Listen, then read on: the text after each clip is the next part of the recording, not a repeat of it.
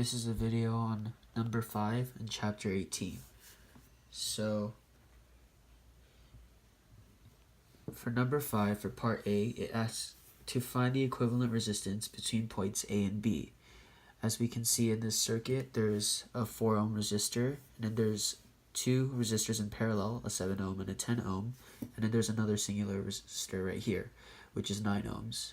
We know that adding resistors in series is pretty simple, so we should simplify this parallel resistor by finding the equivalent resistance in just this part of the circuit.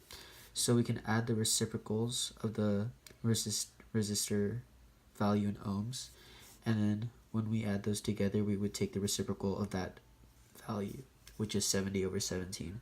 So we can simplify it to this: 4 ohms, 70 over 17 ohms, and 9 ohms. And we know that when resistors are in series, we can add them together.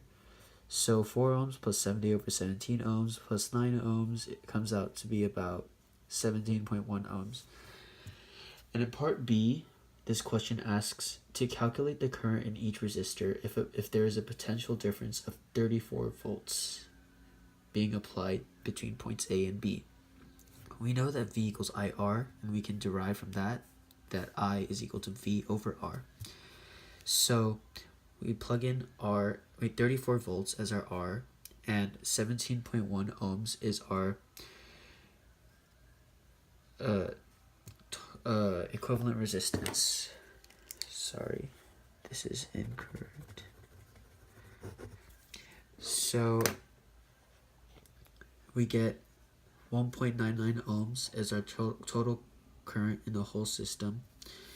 And so if we plug in, so we know that in the 4 ohm resistor and the 9 ohm resistor, the full voltage would be put into these two, but the voltage will be separated in between these two resistors in this parallel sequence. So we would need to find the voltage with the current and the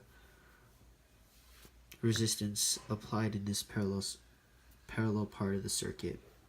So we know that V equals IR, and we know that the total current is 1.99 ohms. And so we multiply that current by the equivalent resistance in the two resistors in parallel, and we get about 8.19 volts. And so we have to do I equals V over R again. So the current for the 7 ohm resistor would come out to be 18.19 volts over 7 ohms. We would get about 1.17 amps. And the current for the 10 ohm resistor would be 18.19 volts over 10 ohms, and we would get about 0.82 amps.